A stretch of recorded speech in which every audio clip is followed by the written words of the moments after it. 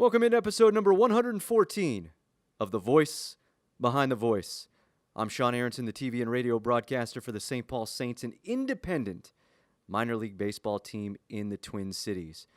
Well, I think I alluded to it last week. I am recording this open on the day before our opening day. So I'm actually recording this on Thursday. I usually record it on a Monday, and we release the episodes on Tuesday. But Monday being our home opener, and at 3:05, things are going to be too crazy around the ballpark. So record this a little bit early, so I can't tell you the record of the Saints after their weekend series in Gary. Let's just say we're 3-0. Let's go with that, and we'll see if I'm able to predict the future or not come the next open. I do want to say one thing as I head into my 18th season as a broadcaster.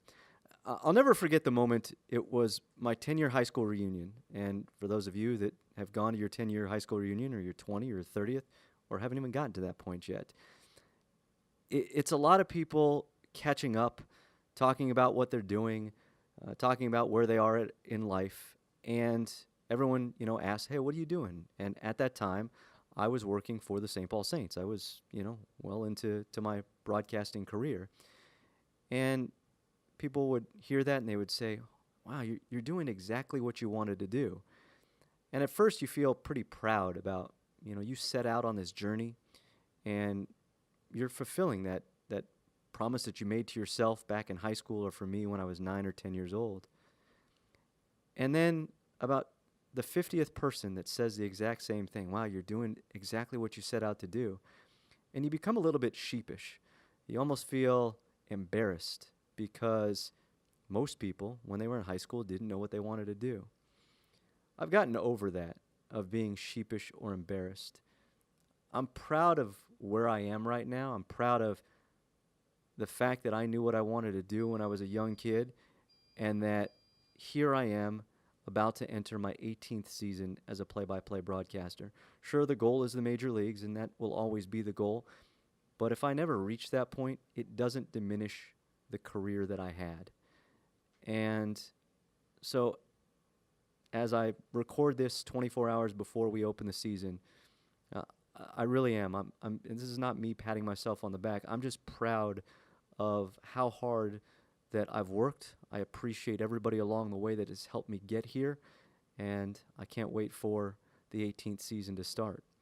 Which leads us into episode number 114, as I'm 41 years old, and here I am in St. Paul. I talked to a guy I don't even think he's 30 yet. It is the voice of the Los Angeles Kings. Had a chance to sit down with Alex Faust, the newest voice of the LA Kings. I've done Bob Miller. I've done Nick Nixon, both guys in the Hall of Fame. And obviously by now, I'm from Los Angeles, big Kings fan. It was great to sit down with Alex. You're going to listen to this and you're going to hear the same story that I've told now 3 times to each of the LA broadcasters about the 2012 Stanley Cup finals run, and me leaving the broadcast booth and me crying and all that sort of stuff. So just bear with me on that story. You've heard it twice before. I compliment Alex because it's got to be tough to step into that booth where Bob Miller, been around for forever with the Kings and retired, and it was him. And I compliment him on the great job that he's done this year. Whether he needed that from me or not, he probably didn't, but I know how hard that had to be for him. Super nice guy, and we sat down over at the hotel where the team stays at.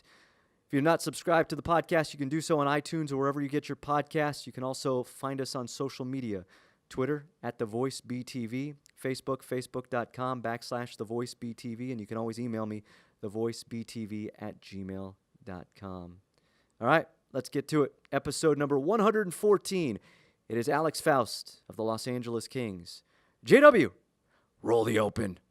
I think especially with Joe Davis and the Dodgers, and that having happened so close by to when Bob retired and taking over for Vin, because I know it had been a couple different guys with the Lakers side of things, and the Kings, I think, took some lessons learned from that. Yep. I think it helped. I don't think it hurt in any way that Joe Davis has done such a good job with the Dodgers.